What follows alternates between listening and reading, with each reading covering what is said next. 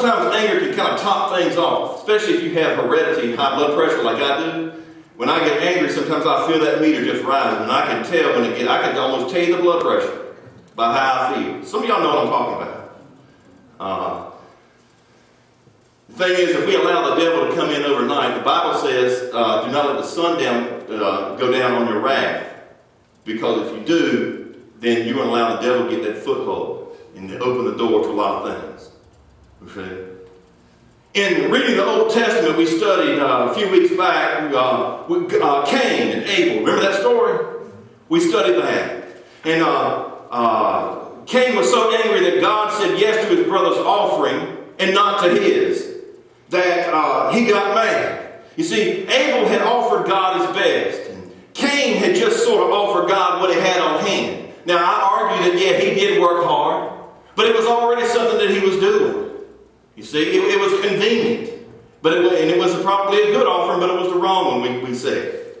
And we said that when we looked at that, you see, what happened to Cain, he let anger take over in his life. You see, I asked myself this question when I was reading this. I said, how often do I really act like Cain?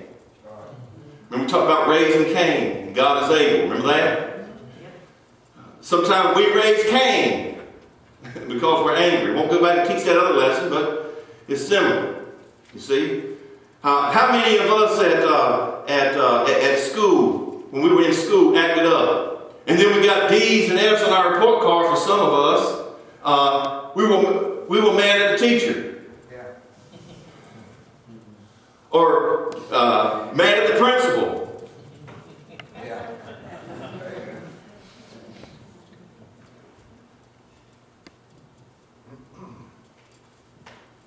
Had somebody made a 95 one time and called and was mad, not at Ayden Griffin. And was mad because the child made a 95. I said, a 95? If I had seen a 95 in the house, I've been praising Jesus and running down the street. My child never made less than a 97. I think that's good. It's still an A. We are human. We're not perfect. See, sometimes, on the job sometimes, we get angry. We go in late. We leave early. It comes time of year for, I don't know how many times, maybe once or twice a year, 3 times. Sometimes you get an evaluation. And then you get mad because you didn't get what you thought you were supposed to get as a raise. And you said, I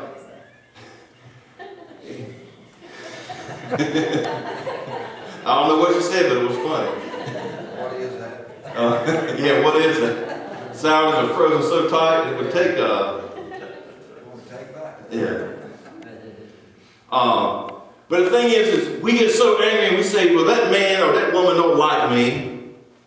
And then you go in sometimes and sit down and, you go into the office and you sit down and the chair in front of you and you're talking, and this is probably more so in the workplace than it would be in education, because I don't control people's salaries.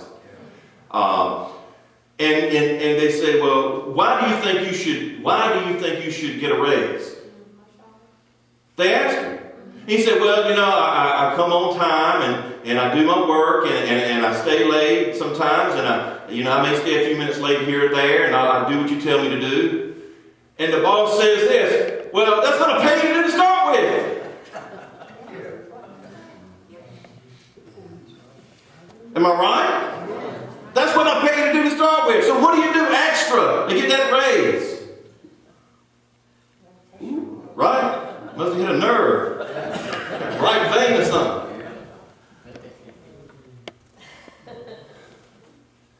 Just because you do what you're supposed to be doing, does that entitle you to anything extra?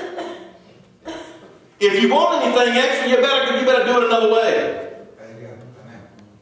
You better do it a godly way. I'm going to try to work on getting some of those other posts up from the messages from the revival. One of them, I think he talked about, I keep going back to this, I think he did, or at least another preacher did, talk about, and we talked about this before, about just, if you're at work and see something needs to be done, just do it. And it's not for you to say, well, I didn't do that. I'll ask the kid, can you please pick up that bottle? Well, I didn't put it there. I didn't ask you if you put it there. I said, can you pick it up? Just like Brock. Brock, can you clean those Cheetos off the floor? I didn't put it there, Libby did. I didn't ask you who did it. I don't want to have an investigation. I just want it cleaned up. Yeah. You see, we're very good at making excuses. When it comes down to it, everything we do, we're supposed to do for the Lord. That's right. You see, at work, and sometimes when it doesn't seem fair. Sister Myrtle works hard, right? You still work? Yeah. You looked at me like you, okay. 50 hours a week. And somebody in her office, and I'm just making this up, I don't know, so may or may not be doing their part, and she feels like I got to always do that job. Yeah. I don't know if you've ever felt like that. I have. Yeah. Sure. Okay? But you know what? God notices that. And when it comes time, I don't know about this economy, but in normal times, for the boss man to say, why do you think you should get a raise, Sister Myrtle? Well, because I do this. And of course, this is an I thing, but I mean, realistically, it's a reward, really. So you can listen to things. You see, because God takes note of it. See, and you do it out of a heart of love because you want to. And how many of y'all have said this and you're angry when you say it? Well, I'd just rather do it my own self. Oh, yes. Than have somebody else do it, mess it up, and I can do it again. Yeah.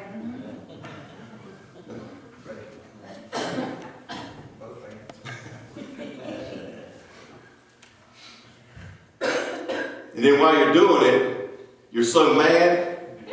Doggone it. It's ill. Don't look at me, preacher. Happy New Year.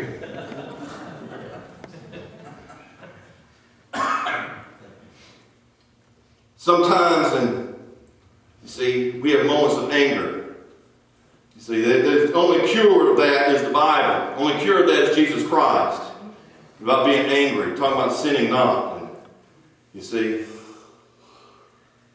think about Joseph for a minute. You see, he's engaged to be married. Let's just look at this scene here for a minute, because the Christmas story in the Bible could have turned out a little differently. Yeah. I mean, think about it. You got Joseph. You see, he's a spouse. That means engaged to be married, right? So they're married. They don't have a child. They haven't been together. And she's pregnant. Now, I'm going to go ahead and tell you, and I'm just being honest. What if God had chosen, gentlemen, your wife, and she's walking around 9 months pregnant, and the baby ain't yours? I thought about that thing as I was reading those stories to Brock and Libby. Woo! Christ. You know, the angel came down and told Joseph everything Mary said was true. You know why I believe? Because Joseph was angry. But he put her away privily. Yeah. And he did so without malice in his heart. You see? He did so without malice in his heart. His anger never got him down. Their anger never led to a knockdown, drag-out fight thing there. You see, the anger never attempted to destroy the Jesus before he even got here. Because the devil was already trying to do work there anyway. You see, he probably was angry. The angel came, talked to him. But the thing is here, understand, he didn't let the sun go down his wrath. You see, that's the most important thing. That time limit is important. You see, because of the righteousness way of Joseph and dealing with his anger, God sent the angel, let him know that all was true. And, see, God expects us to handle anger differently than letting it run wild like the rest of the world. Yeah. See, they're angry with the world, they get away with it, they think everything's fine. And they don't have the heart attacks and everything. Some of them don't, anyway. The other person in the story here we need to look at is King Herod. We know some King Herods of the world. They're just angry people.